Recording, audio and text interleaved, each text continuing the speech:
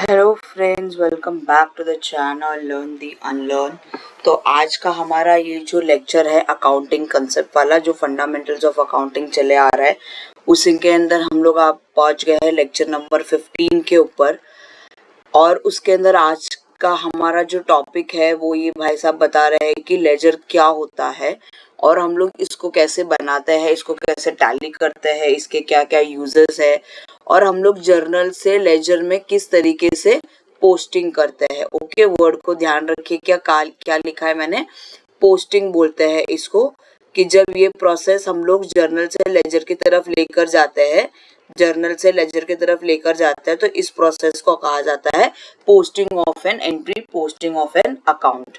Okay, इसके पहले के जितने भी लेक्चर्स रहेंगे वहां पर मैं आपको यहाँ पर लिंक दे दूंगी, डिस्क्रिप्शन बॉक्स में भी दे दूंगी, और आपको पूरी प्लेलिस्ट भी चैनल पे मिल जाएगी, तो आप गो थ्रू कर सकते हैं। टेलीग्राम भी ज्वाइन कर लेना ताकि आपको आगे आने वाले लेक्चर्स के अपडेट्स मिलते रहे, और यहाँ पर से आपको पीपीटी भी मिल जाएगी।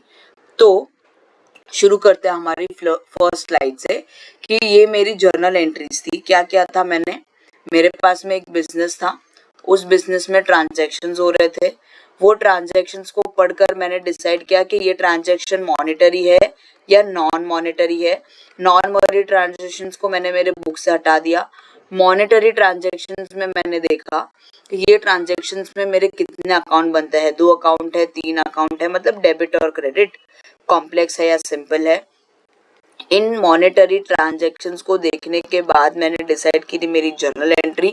अब जर्नल करने के बाद में जर्नल के ही कुछ सब्सिडायरी बुक्स थे, जैसे कैश बुक है, परचेज बुक है, सेल्स रिटर्न है, पेटी कैश बुक है, वगैरह वगैरह। उसका भी मैं आपको लिंक दे दूंगी, वहां पर आप गो थ्रू कर सकते हो। ये सारी जर्नल बुक्स होने के बाद में यहाँ से हम लोग जाते हैं लेजर की तरफ, जहां पर लेजर में हमें पोस्ट करना होता है। लेजर मेरा एक अकाउंट है जिसके अंदर डेबिट साइड होती है, क्रेडिट साइड होती है। तो यहाँ पर मुझे टू से पोस्ट करना होता है, और यहाँ पर मुझे बाय के नाम के साथ में उस अकाउंट को क्रेडिट या डेबिट करना होता है। ठीक है, तो ये कैसे होता है, व्हेन यू डू, कितना अच्छा लिखा है देखो यहाँ पर, जब हमारा जर्नल से जाता है लेजर अकाउंट की तरफ, तो इस प्रोसेस को क्या कहा जाता है, पोस्टिंग कहा जाता है। आ रहा है समझ में आपको? तो इस तरीके से कुछ आपके लेजर अकाउंट खुलते हैं, जहां पर हमने जितने भी जर्नल्स अकाउंट्स को डेबिट क्रेडिट किया था उन सब का हमें यहाँ पर लेजर अकाउंट खोलना पड़ता है। जर्नल हमारी primary original books of accounts होता है, और ये हमारी प्रिंसिपल बुक्स ऑफ अकाउंट होती है। कौन सी होती है? प्रिंसिपल बुक्स ऑफ अकाउंट होता है, जिसको हम लोग सेकेंडरी बुक भी बोलते हैं। और ये मेरी कैसी होती है, प्राइमरी या फर्स्ट हैंड बुक होती है। ओके, यहाँ तक समझ में आ गया। ये सारी चीजें आपको ध्यान इसलिए रखनी है, साथ साथ में रिवीजन के लिए नोट्स बनाते जाना, जो भी इंपॉर्टेंट पॉइंट्स बोलो उसको पेन डाउन करते जाना, क्योंकि ये सब वो लोग एग्जाम्स में पूछने वाले हैं आपको कि कौन सी प्राइमरी बुक है, कौन सी सेकेंडरी बुक है, लेजर कौन से टाइप का अकाउंट होता है। एक्चुअली लेजर कोई भी रियल, नॉमिनल या पर्सनल टाइप का अकाउंट नहीं है। हम रियल, नॉमिनल और पर्सनल सभी अकाउंट्स का लेजर अकाउंट ओपन करते हैं, ये बात आपने ध्यान रखनी है। ओके, जैसे कि ये कैश है मेरा, ये रियल अकाउंट है, ये मेरा पर्सनल अकाउंट है, और ये मेरा नॉमिनल अकाउंट है। तो ऐसा नहीं है कि सिर्फ रियल नॉमिनल के ही खुलते हैं, सबके ही खुलते हैं अकाउंट यहाँ पर। ओके, सो अभी आपको ये ध्यान रखना है कि आपका ये हो गया कैश अकाउंट, ये आपकी डेबिट साइड हो गई, और ये आपकी क्रेडिट साइड हो गई। इसका फॉर्मेट कुछ इस तरीके से दिखता है। अच्छा, पहले मैं डेफिनेशन करा देती हूँ, फिर आगे आपको फॉर्मेट भी बता दूंगी। Definition of ledger: ledger is a book which contain the classified records of transaction. In ledger we bring together all such transaction relating to an account is known about to net increase and decrease in account। मेरे cash account में net कितना increase या decrease हुआ है वो सारा मुझे किससे पता चलता है, मेरे लेजर अकाउंट से। ठीक है, ये मेरा लेजर अकाउंट है कैश का, जिसमें से मुझे ये पता चलने वाला है कि मेरा टोटल कैश कितने से बढ़ा है या कितने से कम हुआ है, क्योंकि रियल अकाउंट का रूल क्या है, debit what comes in and credit what goes out. तो इससे मुझे ये पता चलेगा कि मेरे पास में टोटल कितना कैश आया और मेरे पास से कितना टोटल कैश गया, ये मुझे पता चलता है मेरे इस लेजर अकाउंट से। Okay, the transaction once recorded in journal is brought into the ledger and the process is called posting. Ledger is also called the king of all books or a principal book or a secondary book. Okay. इसके बाद में objectives क्या है laser को prepare करने के? Classification and recording of business transaction, basis of trial balance, क्योंकि इस लेजर के बाद में बनता है ट्रायल बैलेंस और ट्रायल बैलेंस से बनता है मेरा फाइनल अकाउंट जो कि आपके 11th स्टैंडर्ड का लास्ट चैप्टर रहेगा. Basis of profit and loss. अब इन फाइनल अकाउंट्स में मेरे 3 अकाउंट बनते हैं. ट्रेडिंग बनता है, प्रॉफिट एंड लॉस बनता है और बैलेंस शीट बनती है. ठीक है. Basis of balance sheet and detail financial information. Clear हो गया ये स्लाइड भी आपको? तो आगे जाते हैं अपन. अभी ये रहा आपका एक्सपेंसेस लेजर अकाउंट का. इस तरीके से दिखता है. यहाँ पर आप जो भी अकाउंट रहेगा उसका नाम लिखोगे, चाहे वो कैश हो, कैपिटल हो, बिल्स रिसीवेबल का अकाउंट हो, पेबल का हो, परचेज का हो, सेल्स का हो, रिटर्न का हो, डिस्काउंट का हो, कैपिटल का हो, या फिर किसी डेटर का अकाउंट हो, या फिर किसी क्रेडिटर का अकाउंट हो, या फिर ड्राइंग्स अकाउंट हो. जितने भी अकाउंट्स जनरल में खुलते हैं XYZ, एवरी अकाउंट्स का we can open a ledger account over here. So यहाँ पर आप उस अकाउंट का नाम लिख दोगे. यहाँ पर आएगा आपका डेट, पर्टिकुलर, जर्नल फोलियो मतलब पेज नंबर, और यहाँ पर आएगा आपका अमाउंट. ये आपकी पूरी कौन सी साइड हो गई? ये आपकी पूरी हो गई डेबिट साइड. और यहाँ से आपकी शुरू हो जाएगी credit side. Date, particular, JFN, amount. Okay, amount in rupees रहेगा. इस तरीके से आप यहाँ पर शुरू करोगे आपके ट्रांजेक्शन को 2 को, और यहाँ पर आपके ट्रांजेक्शन शुरू किससे होंगे? बाय से. फिर आपने टैली करना है इन अकाउंट्स को, जिसमें रियल और पर्सनल अकाउंट को हम लोग बैलेंस करते हैं, टैली करते हैं, जबकि नॉमिनल अकाउंट को हम लोग यहाँ पर टैली करते नहीं है. वैसे कर भी सकते हैं, करने में कोई दिक्कत नहीं है, बट ऐसा इसमें लिखा होता है इसकी थियोरी में कि नॉमिनल अकाउंट का जो नेचर वाला अकाउंट होता है उसको हम ट्रांसफर करते हैं प्रॉफिट एंड लॉस में, और ये जाते हैं जनरली बैलेंस शीट में, मतलब ट्रायल बैलेंस के इसमें जाएंगे, क्योंकि इसके बाद ट्रायल बैलेंस बनेगा. राइट.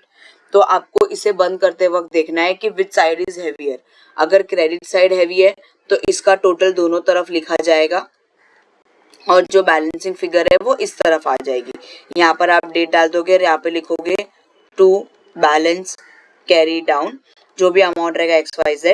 फिर नेक्स्ट डेट में यहाँ पर सपोज ये 31 मार्च है तो यहाँ पर आएगा 1 अप्रैल, और यहाँ पर आप लिखोगे बाय बैलेंस ब्रॉट डाउन, और जो भी अमाउंट है वो यहाँ पर लिखोगे इस अकाउंट को क्लोज करने के बाद में.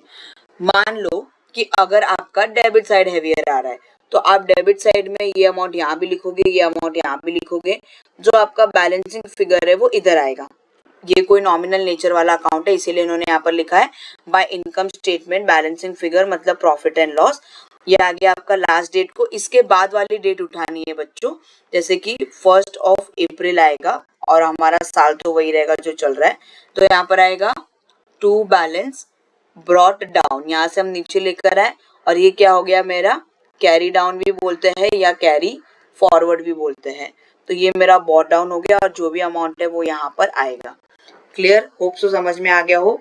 नहीं समझ में आया हो तो एक बार फिर से लेक्चर को पीछे की तरफ ड्रैग करना और आराम से सुनना. मैंने बहुत ही शांति से आपको ये चीज समझाई है. अब हम लोग बढ़ते हैं आगे की ओर. अब यहाँ पर मैंने कुछ एग्जाम्पल्स लिए हैं जहाँ पर मैं आपको बताऊंगी कि आप एंट्री को पास कैसे करोगे. जैसे कि ये मेरा एक अकाउंट है, एक ट्रांजैक्शन है जहाँ पे कैश अकाउंट मैंने डेबिट किया है और सेल्स अकाउंट मेरा क्रेडिट किया हुआ है. इतना हम सबको दिख रहा है. ठीक है. अब मेरे को यहाँ पर क्या क्या खोलना है? एक तो मुझे यहाँ पर कैश अकाउंट खोलना है, और एक यहाँ पर मुझे क्या खोलना है? सेल्स अकाउंट खोलना है. अब जो अकाउंट है उसमें, जैसे ये कैश अकाउंट है तो कैश अकाउंट में कभी भी कैश खुद नहीं आएगा, मतलब कभी भी कैश टू कैश यहाँ भी नहीं आ सकता और बाय कैश यहाँ भी नहीं आ सकता है. ये आपको समझ में आ रहा है मैं क्या बोल रही हूँ? यहाँ पर कभी भी, जैसे ये सेल्स है तो सेल्स इस बुक में कभी भी सेल्स के नाम से नहीं आएगा, सेल्स के साथ में जो अकाउंट है वो आएगा. जैसे अभी ये कैश है तो कैश के साथ में कौन सा अकाउंट है? सेल्स अकाउंट है. तो मैं क्या करूंगी? कैश को डेबिट किया है, क्या बोल रही हूँ मैं, ध्यान से सुनना. कैश को मैंने डेबिट किया है तो मैं कैश कॉलम के डेबिट वाले साइड में जाऊंगी और यहाँ पर लिखूंगी टू सेल्स अकाउंट. वापस से मैं बताती हूँ आपको यहाँ पर. इसको इरेज कर देते हैं। ओके, तो ये क्या है मेरा, ये मेरा है कैश अकाउंट, ये मेरी है डेबिट साइड, ये मेरी है क्रेडिट साइड। तो मैं कैश अकाउंट के यहाँ पर डेट वगैरह आप सब डाल लेंगे। तो यहाँ पर जाके हम क्या लिखेंगे, टू सेल्स अकाउंट, और जो भी आपका अमाउंट रहेगा वो अमाउंट के कॉलम में आ जाएगा जेएफ के बाद में। इसी तरीके से मैंने दूसरा अकाउंट क्या खोला है, सेल्स अकाउंट। सेल्स को मैंने क्या किया है, क्रेडिट किया है, तो मैं क्रेडिट साइड में जाऊंगी और यहाँ पर क्या लिखूंगी, बाय कैश अकाउंट, और जो भी अमाउंट है वो इधर आएगा, मतलब 15,000 आया समझ में आपको किस तरीके से पोस्टिंग करना है from journal to ledger. Next वाले स्लाइड में मैं बताती हूँ। हाँ देखो यहाँ पर इन्होंने एक्सप्लेन करा हुआ है। ये रहा आपका कैश अकाउंट, सेल्स अकाउंट। तो आपने क्या करा, कैश अकाउंट खोला, सेल्स अकाउंट खोला, यहाँ पर लिखा डेट, और यहाँ पर आएगा टू सेल्स अकाउंट 55,000, और यहाँ पर आएगा आपका बाय कैश अकाउंट 55,000। ओके, इसके बाद में देखिए मैंने यहाँ पर और आपको मैं सॉल्व करके बताती हूँ जरा। ये रहा आपका कैश अकाउंट, ये रहा आपका कैपिटल अकाउंट, ये अमाउंट हो गया। अमाउंट के कॉलम बना देते हैं हम ताकि गड़बड़ ना हो। हाँ, तो यहाँ पर हमारा ये एंट्री चल रहा था। तो यहाँ पर क्या हो गया था, मैंने आपको ये मैंने खोला यहाँ पर फर्नीचर अकाउंट, और ये मैंने कैश अकाउंट मेरा खुला हुआ ही था, वो मैंने रब कर दिया। तो वहाँ पर मेरा ऑलरेडी यहाँ पर मैंने टू कैपिटल की एंट्री करी हुई थी 1 लाख रुपीस की। यहाँ पर जाऊंगी, मैं क्या लिखूंगी, यहाँ पर लिखूंगी टू कैश, और जो भी मेरा अमाउंट है वो, और यहाँ पर जाकर मैं क्या लिखूंगी, बाय, मतलब कैश वाले अकाउंट में bye furniture and equipment account, और जो भी अमाउंट रहेगा वो यहाँ पर मैं लिख दूंगी। इस तरीके से मैं सारे एक एक करके अकाउंट खोलूंगी। जो अकाउंट मैंने खोल रखे हैं उनको वापस से नहीं खोला जाएगा, उसको उसी अकाउंट के अंदर हमें कंटिन्यू करना है। अब लास्ट में आता है, इसको हमें बैलेंसिंग करना है, क्लोज करना है। तो ये क्लोज कैसे होगा, फॉर एग्जाम्पल ये है आपका कैश अकाउंट, और यहाँ पर मैंने बहुत सारे ट्रांजेक्शन पास करे, बहुत सारी मैंने यहाँ पर पोस्टिंग करी एंट्रीज को, और बाद में मैंने देखा कि मेरा डेबिट साइड का जो टोटल है वो आ रहा है 1,50,000 रुपीज, और मेरा जो क्रेडिट साइड का टोटल आया है वो 1,20,000 रुपीज आया है। तो मैंने क्या बोला था आपको शुरू में कि जो साइड आपकी हैवी रहेगी आपको वो साइड की अमाउंट दोनों साइड लिखनी है। तो मुझे बेसिकली यहाँ पर कितना लिखना है, 15 लाख रुपया। ये 1,20,000 रुपया मैं कहीं भी रिकॉर्ड नहीं करूंगी, बट 15 लाख में से 1,20,000 को माइनस कर दूंगी तो मेरा कितना बैलेंस बचेगा, 30,000 रुपया। ये 30,000 रुपया मुझे कौन से साइड में कमाया है, क्रेडिट साइड में, तो मैं इसको नहीं रिकॉर्ड करूंगी। यहाँ पर मैं क्या लिखूंगी, बाय बैलेंस कैरी डाउन कितना, 30,000 रुपया। ठीक है, ये 1,50,000 लिखा, ये 1,50,000 लिखा, ये 30,000 रुपया जो बैलेंसिंग फिगर आ रही थी आपने वो यहाँ पर लिख दी, इसको माइनस करके। अब इस अमाउंट को लेकर जाना है मुझे, लोग पेन चेंज करती हूँ मैं, इस अमाउंट को मुझे लेकर जाना है नेक्स्ट मंथ के अकाउंट में। समझ लो कि ये मेरा 31 मार्च का था, तो ये मैंने क्या करा, 1 अप्रैल को यहाँ पर डाला, और कितना डाला है मैंने यहाँ पर, 30,000 रुपया, क्योंकि ये कैरी फॉरवर्ड होगा। तो मैंने यहाँ पर क्या लिखना है, टू बैलेंस कैरी डाउन कितना, अमाउंट के कॉलम में आएगा 30,000 रुपया। आया समझ में। इस तरीके से आपको सारे अकाउंट क्लोज करने हैं। मान लो अभी फर्नीचर और इक्विपमेंट का हमारा एक ही अकाउंट था, फर्नीचर और इक्विपमेंट में एक ही अकाउंट था, और उसमें एक ही एंट्री थी टू कैश करके 15 लाख की। तो मैं इसको यहाँ पर ऐसे क्लोज करूंगी, यहाँ पर भी 15 लाख लिखूंगी, यहाँ पर भी 15 लाख लिखूंगी। यहाँ पर कुछ नहीं है तो यहाँ पर मेरा आएगा बैलेंस बॉट डाउन 15 लाख रुपया सर्कल में, इधर आएगा नेक्स्ट डेट डालूंगी मैं। अगर सपोज ये मेरा बंद हो रहा है 30 जून को, तो यहाँ पर मेरी क्या आएगी, 1 जुलाई। समझ में आ रहा है क्या बोल रही हूँ, ये जो डेट रहेगी उसके नेक्स्ट वाली डेट आएगी, यहाँ पर आएगा 1 जुलाई। ठीक है। और आजकल हमारा जो लेजर है या जो हमारे प्रॉफिट एंड लॉस है, जितने भी अकाउंट्स बनते हैं, ये एनुअली नहीं, ये क्वार्टरली, मंथली, वीकली, डेली भी बंद कर सकते हैं हम लोग। तो ये पहले से थोड़ा चेंज हो गया है। पहले 1 साल में बंद करते थे, अब हम लोग इसको डेली बंद कर सकते हैं, मंथली बंद कर सकते हैं, वीकली बंद कर सकते हैं, या एनुअली बंद कर सकते हैं, या क्वार्टरली यानी कि 3 महीने में एक बार भी इसको टैली कर सकते हैं। तो उस तरीके से हमें इसे क्लोज करना होता है और इस तरीके से ये खुलता है। नहीं समझ में आया हो तो फिर से लेक्चर को आराम से शांति से वापस से देखिएगा और अपने नोट्स बनाते जाना। कुछ भी डाउट रहेगा तो आप मुझे कमेंट सेक्शन में पूछ सकते हैं। तब तक मैं आपको मिलूंगी नेक्स्ट लेक्चर में। Happy learning. अच्छे से आप देखिएगा, नोट्स बनाइएगा। लेक्चर पसंद आया हो तो लाइक, शेयर, कमेंट, सब्सक्राइब करना। और ये सारे प्लेटफॉर्म है जहाँ पर आप मुझे जुड़ सकते हो।